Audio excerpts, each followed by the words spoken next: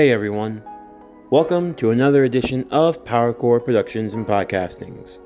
And in today's video, we're going to be starting our final news story of the year. That being Data Live Flash in Time. What if Shido was the Flash? Season 1, Part 1.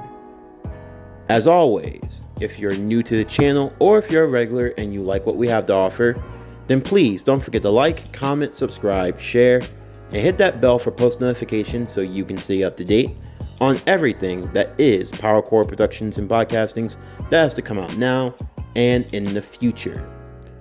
So with this being the final news story, the first of 3 that we've had on the channel this week, this is going to be covering our Flash portion of the anime DC crossover universe storyline.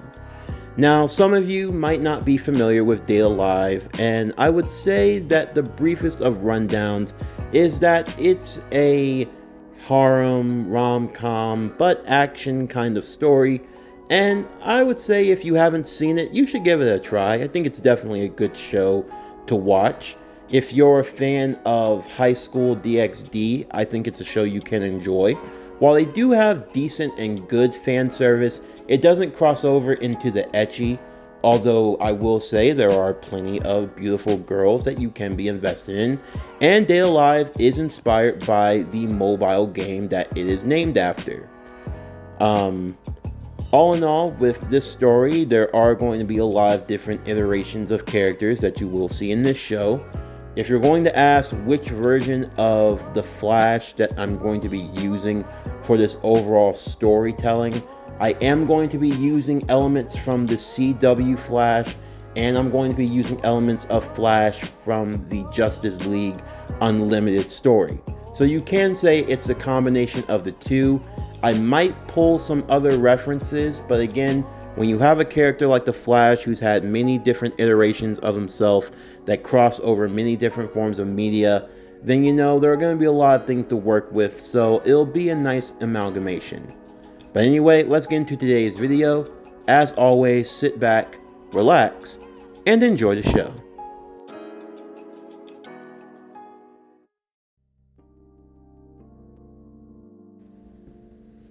A universe is like a blank canvas. Something that can always be changed into a different color. Something that can always take a life of its own. I'm sure you're familiar with the term Flashpoint. If you're listening to this story and you are knowledgeable of the history of that phrase, you know that when a flashpoint occurs, a lot of trippy things can take place. However, this is what happens when you cause a flash print. Imprinting. You can think of it in the same way as how a baby imprints on its mother when it's born. It's in a weird way of shaping, defining. It latches onto. It's something that can never be undone once it's taken form. A flash print is what happens when a speedster's influence affects an entire universe at one particular point. Now, the changes can vary. They can be big or they can be small. Of course, this all depends entirely on the amount of speed force that's used and where it's concentrated. Our story begins where you might expect a dash of red and yellow fighting across the speed force. Barry Allen, or as you might refer to him as the Flash, found himself enthralled in yet another battle against his enemy, Eobard Thawne. Their fights were the stuff of legend, something that was just bound to go on endlessly, in a void that where neither time began nor stopped. There was no true way of knowing. However, this fight, it had changed. It had taken a life of its own. because now their battles were spilling out into other worlds. Worlds where the concept of the Speed Force and where speedsters didn't even exist. Now granted, the multiverse, it's its own thing. You'll find the different version of your beloved heroes in some way, shape, or form, whether it be an evil version, a gender-swapped version, age-swapped version, a version where everyone are apes. But there are some universes where your favorite heroes just don't exist. The multiverse is like an endless ocean. While it's possible that you'll never run into anything that's out of the ordinary, there's always the chance that you'll find that one. And our story is what happens when that one universe that has nothing to do with the overarching stories of the DC universe find themselves colliding. And it'll be from there that worlds will change in ways that you have never seen. But we're getting too far ahead of ourselves. We have to go back to where it all started. It all started at one particular point. The Flash found himself embroiled in yet another battle against the Reverse Flash. This was something they had done countless times, and in all honesty, this would be no different. Yet another version of Thawne that had to be defeated. Of course, this was only delaying the inevitable because ultimately Thawne would always come back in some way, shape, or form. He had become a disease to the Flash. Something that could just never be gotten rid of. It could only be fought off. Their fight led them to a universe that was all in its own. A world where the concepts of heroes did not exist. There were no speedsters, no Cape Crusaders, no men from other worlds, no galactic police, no goddesses among men. Nothing. And yet, it would be by their actions that everything would change. The Flash and Reverse Flash were engaging in combat once more. The two running across the planet in opposite directions, and they were setting to collide. Of all the places where their collision would take place, it would find itself in Tengu City, Japan. As the two forces were preparing for the ultimate collision, ultimately, the Flash would get the better of the exchange, punching Eobard Thawne so hard that their energies reverberated from that point in Tengu, spreading all over the entire Earth, unaware to the two speedsters. For Flash, he thought that he had finally got the better of the two, as when the smoke cleared and when the dust settled, the Reverse Flash was nowhere to be seen. Nothing remained of him except for an empty costume that lay bare and on the ground. Thawne was gone. Of course, Barry didn't intend for this to happen. He had no way of knowing what had happened. He had no way of knowing what he had even just caused. However, the two had created a flashprint. Essentially, their fighting and using of the Speed Force in a world where the Speed Force never existed caused the Speed Force to imprint on this world. More notably, Barry's Speed Force imprinted on this world. So how would it be different? How would it change? Well, it would change in the form that Barry's influence would be on this world. It meant that going forward, certain things were going to take place. People who didn't exist in this world would suddenly find themselves propping up, for no particular reason other than that was just the will of the Speed Force itself.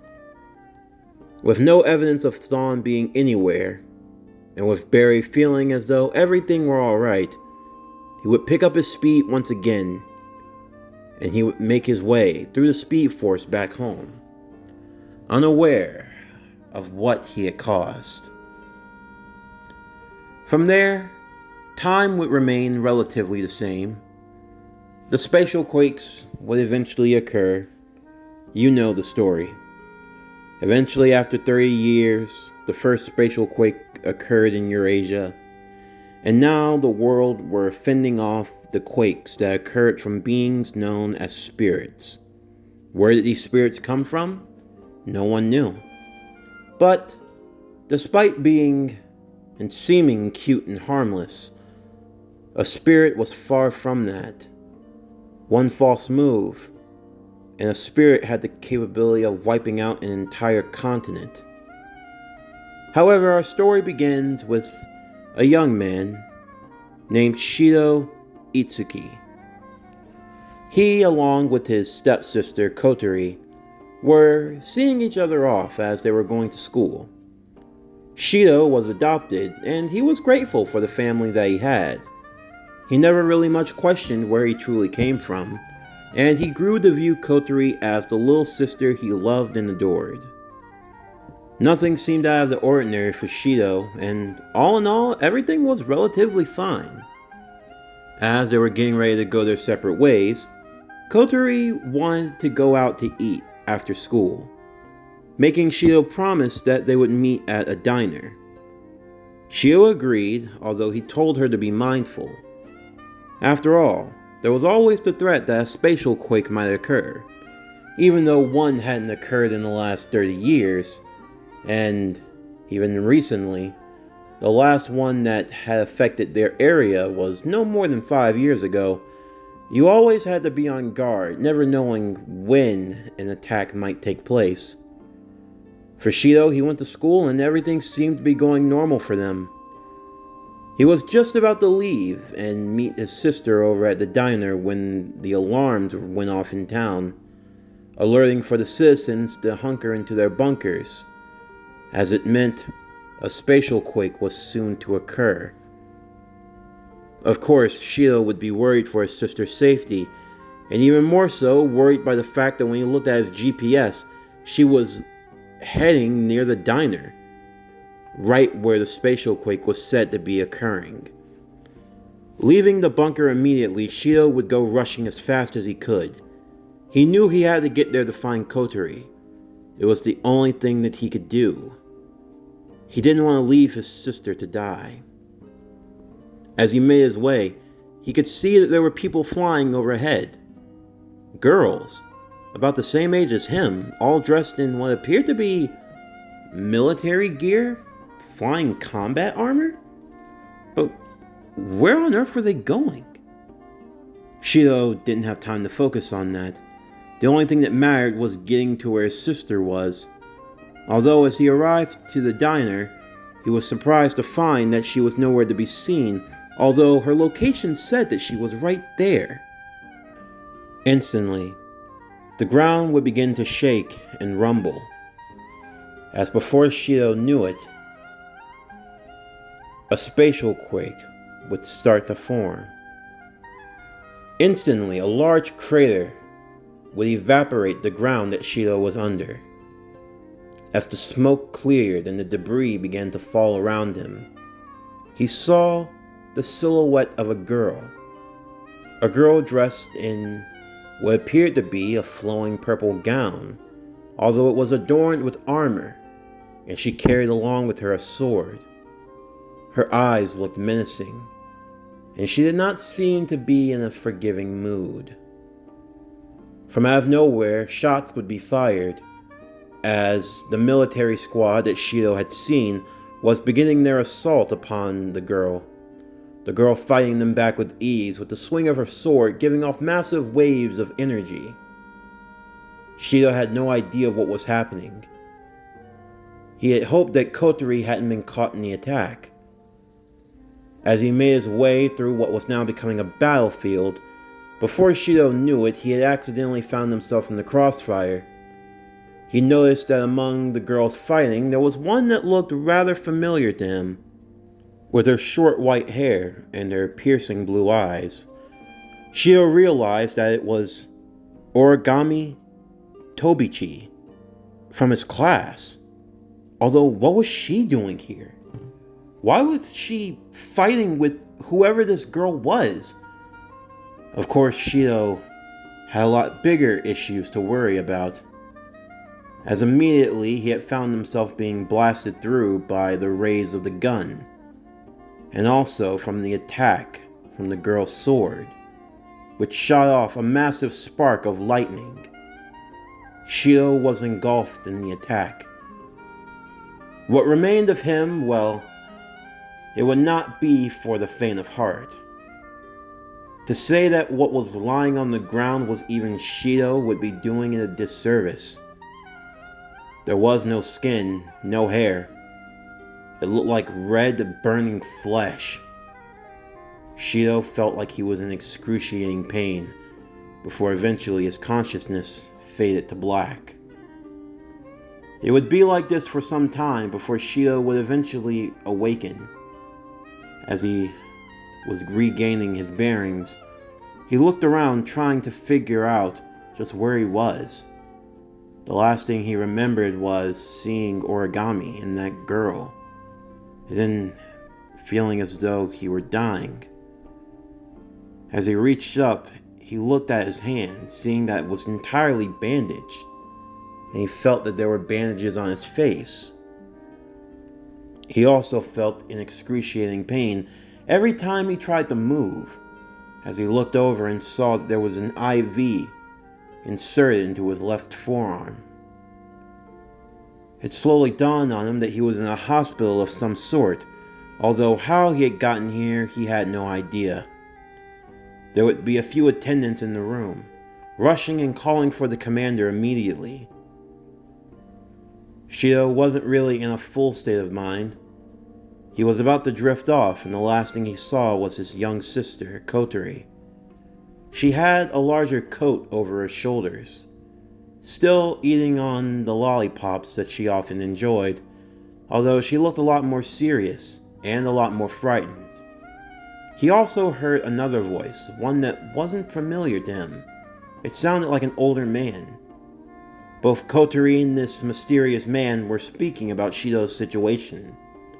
Kotori was extremely worried, but the older man told her that everything would be fine. Kotori seemed to be in a more uncontrollable state.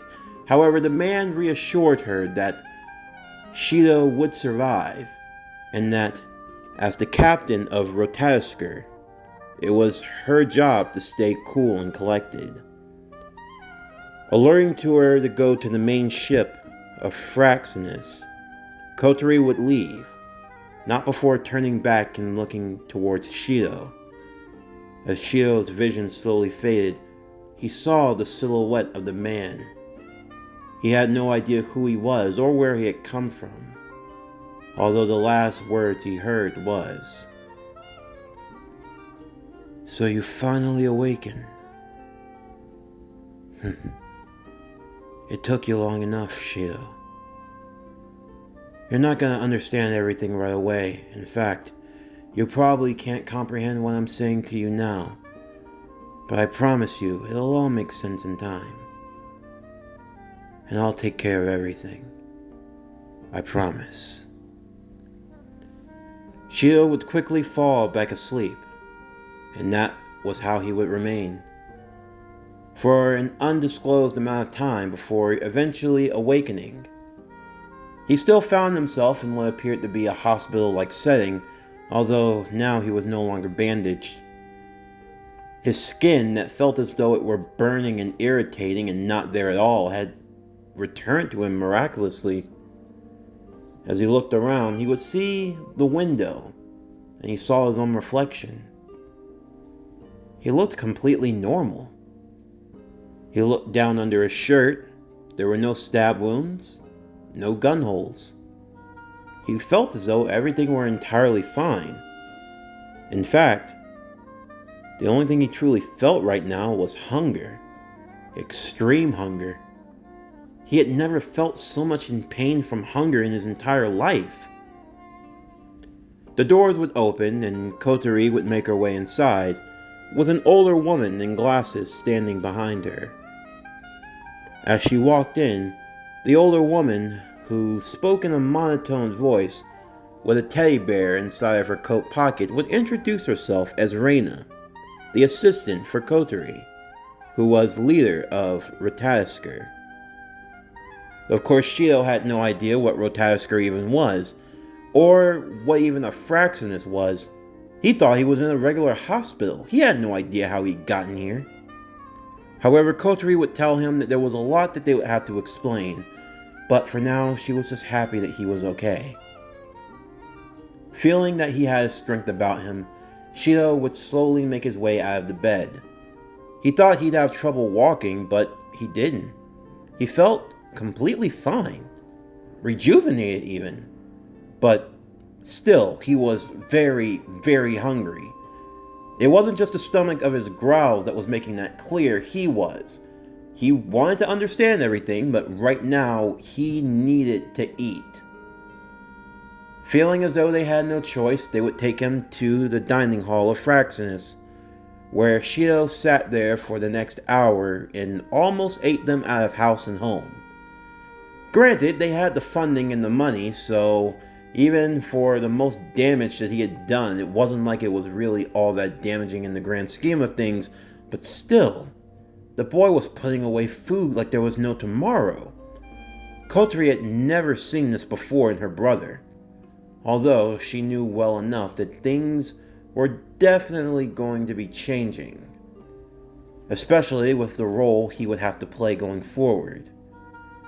Once Shido felt that he had eaten to his satisfaction, he would arrive to the main deck of Fraxinus. There, Shido would see just how big the ship truly was, and that they were flying over Japan.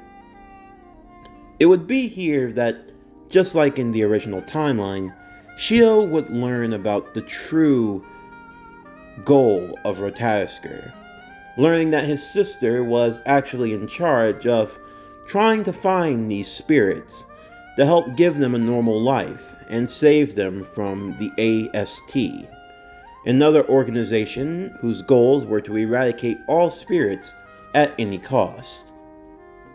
Of course, Shido had no idea where he played a role into all of this, and that was when Kotori would explain. You're here because you're going to fall in love with them. Or, to be more specific, you've got to get them to fall in love with you. Wait. What? You have a unique power, Shido. We believe you're capable of sealing away a spirit's power. And you can only seal it with a kiss. Hold on.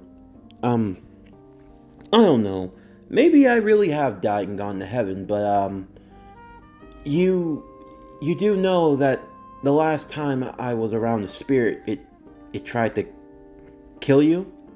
No, I don't believe so. We were monitoring the battle while we were trying to get you out of there before you ran in like a madman, but you were just caught in the crossfire. A casualty, but still, all things considered, you're alive. Shido would have a hard time processing all of this, but even more so as he met the other members and staff of Rotasker, learning that they were going to help him become the Casanova that was needed to save the world. Of course, Shido still found a lot of this all too hard to believe. Up until when he was lying, unconscious, and dying, he thought that his sister was a normal little sister. He thought that they were living a normal life. But no, now he found out that his adoptive sister was a part of some organization that were trying to save the spirits that were causing the spatial quakes and destroying their world. This was a lot of news. Of course, Shido still thought that this might be a dream, but he quickly realized that it was far from it. And they were very serious. Shido was going to have to train if he was going to be able to win over a girl's heart, as this was something that Shido was not very good at. Of course, there was also origami. Why was she fighting the spirits? Who were the AST? What was all this really about? Of course, Shido would have to learn for himself as he arrived in school, Origami being most shocked to see him as she rushed over, asking if he was okay. Origami was a bit strange. While you could tell she was genuine, there was always this monotone with her. You could never tell if she were happy, sad, angry. She didn't show any emotions. Honestly, she reminded Shido a lot about that girl that he read in that manga. A manga about kids that were going around in mech suits fighting against angelic creatures. A girl with blue hair and red eyes. Oh well. That was just fictional after all. It's not like there was some girl really like that out there somewhere.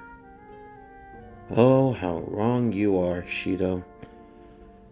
But in either case, he would call her out into the hallway so they could speak in private. He asked her what was going on. Why was she, fighting spirits? It's here that Shido would learn more about Origami's backstory. Learning about how she had lost her parents in the Spatial Quake attack from 5 years ago, and how ever since then the only thing she had thought about was her vengeance against the spirits. Of course, learning of this, now Shido understood a bit better why she would want to go and fight against them. However, there was also another issue. If he truly had this power that he was told he did, well, it meant that he was going to have to try to save them. Of course, Shido was still new to all of this, and it wasn't like he wanted to die or anything. He didn't want anyone to die. He knew that the spirits were dangerous, but still, if they hadn't done anything wrong, then was it right to kill them? But at the same time, if their power was left unchecked, it could do some real damage to the world. If sealing their power was really the only thing that could be done to spare the lives of all parties and everyone involved, then that was just something he was going to have to do. And he would find his chance coming a lot sooner rather than later. As before long, the alarms would go off once again. Before Shido could speak to Origami, she would already be heading off, to join with the AST as they were preparing their next counter against the ever-elusive spirit. Shido would be told by Rotasker of where to go, and he would immediately make his way over there, running at what he felt was a normal pace, at least for now. There would be yet more damage to the city. As Shido arrived, he saw the girl that he had met. She still had that same look, like the eyes of someone who had been a killer. As Shido rushed over towards her, she quickly drew her sword and pointed it at him. "Why do you come near me, mortal? You live." Yeah, I'm still alive." "What's the meaning of this? I saw you die. You were destroyed beyond compare, and yet you look as though nothing has happened to you at all." "Well, yeah, I mean, I have no way of knowing what happened either, but hey, why don't we, talk?" Shido would get an earful, as there was a communicator inside of his ear. It was Kotori and the other members of Rotasker. They were going to assist Shido in trying to win over the heart of this spirit, something that would be easier said than done. However, the girl that introduced herself as the spirit, she was not going to be won over so easily. As Shido tried to get closer, she would swing her blade towards him. Instantly, Shido thought to duck and move away. And he did, although he moved a lot faster and a lot farther than he intended. Shido? Yeah, Kotori? How did you do that? How did I do what? Ooh. Instantly, the girl would start swinging her sword at Shido, and Shido found himself dodging. He thought that he was dodging in normal time. At least, that's how it felt to him. But it wasn't until he had stopped and caught himself that he realized he had moved a lot faster than he intended to. The other members of Rotasker couldn't believe what was going on. When did Shido have speed or reflexes like that? Reflexes that were on par with the spirit. So, you seem to be a master of speed, are you? You will definitely be a challenging foe to face. A foe? Hold on, I am not your enemy here. I'm not trying to fight. Prepare yourself, mortal, for I will strike true, and I do not intend to miss. Instantly, the armored girl would come flying towards Shido, as Shido looked to dodge as quickly as he could. It was now that he was starting to pick up on what he could do, as he found himself running for his life, dodging every swing of the girl's sword.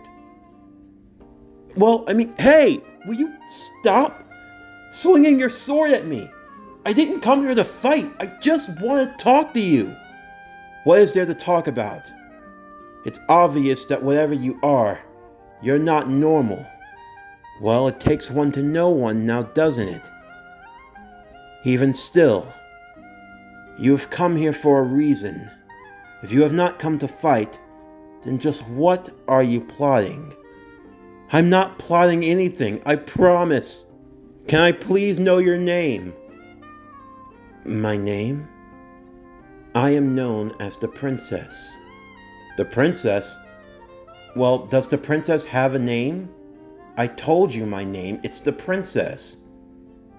I get it, but is that really what they call you?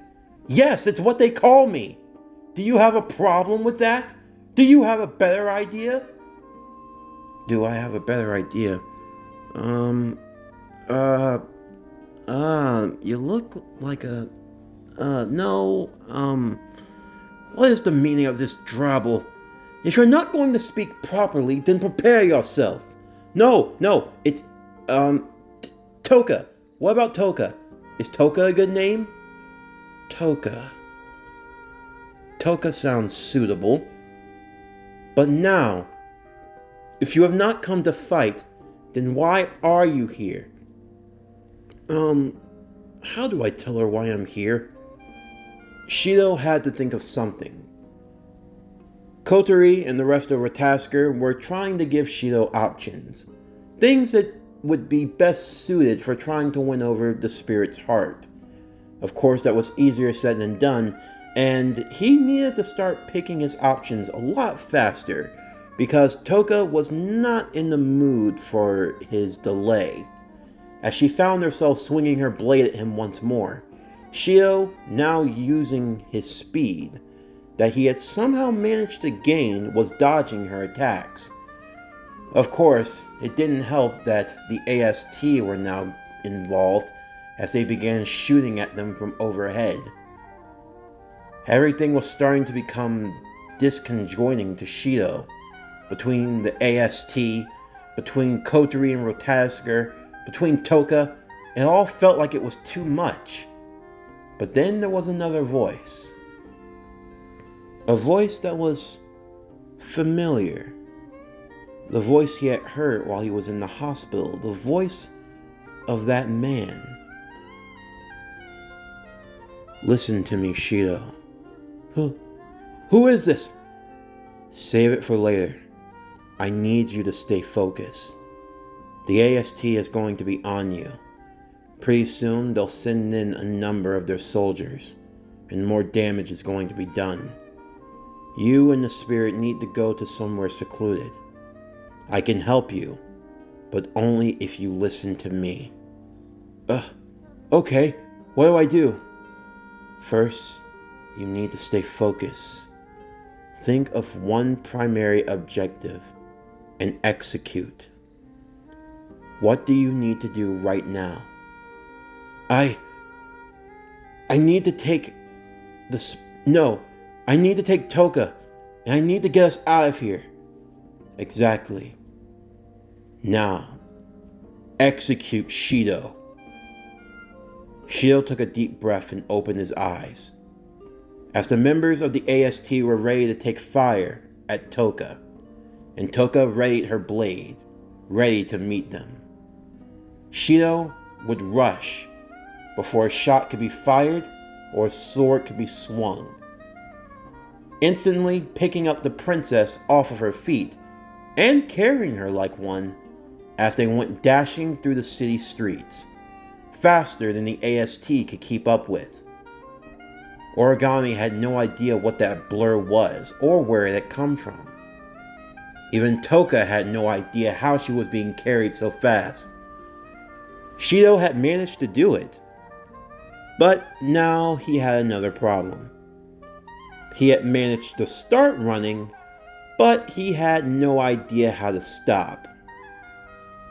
And while he was familiar with the city, he knew that he couldn't just keep running around buildings for too long before eventually they'd crash, and a lot worse. However, once he saw that the ocean wasn't too far away, he would make a beeline towards it.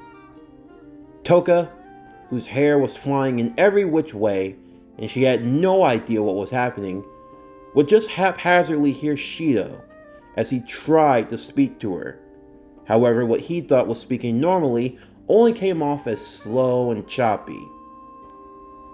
"Toka, I need you to brace yourself. We're about to crash into the ocean." However, this is what Toka heard. "Toka, brace yourself. We're crashing into the ocean." "Wait, what did you say?" Before she could even comprehend, the two of them had crashed into the great body of water, causing it to spurt high into the air. Of course, no one had any way of knowing just what had happened or where they had come from. As Shido slowly swam up to the surface, trying his best to catch his breath after what had happened and Toka doing the same, Shido reached over for her hand as the two of them swam to shore. Once they were safely on dry land, Shido found himself falling over. That was definitely intense. Even still, he was happy that no more damage could have been caused. However, he knew that his journey was far from over. As Toka was slowly getting to her feet, Shido would stand up to meet her. However, he would hear the comm link as another voice was coming through. "You're going to have to train, Shido. That wasn't a bad idea, although you can't just keep crashing into the ocean as a stopping point, although I'm sure you'll get it in time." "Well, I'm grateful for the vote of confidence, but if you don't mind me asking, who are you?" "I work with Rotasker, and you could say that I have a specialty for dealing with these situations, and I'm going to be helping you. You can call me Mr. Wells." This concludes Data Live Flash in Time. What if Shido was the Flash? Season 1, Part 1. As always, if you enjoyed today's video and everything else that we have to offer, then please don't forget to like, comment, subscribe, share, and hit that bell for post notifications so you can stay up to date on everything that is PowerCore Productions and Podcastings that has to come out now and in the future. Stay tuned for the next video that we have on the channel. That'll be the continuation of Naruto Polaris Shippuden. What if Hanabi Hyuga was born first? Part 17. But anyway, that's going to do it for the end of today's video. I'm Javon Harrington with PowerCore Productions and Podcastings. Signing off, and I'll see you next time.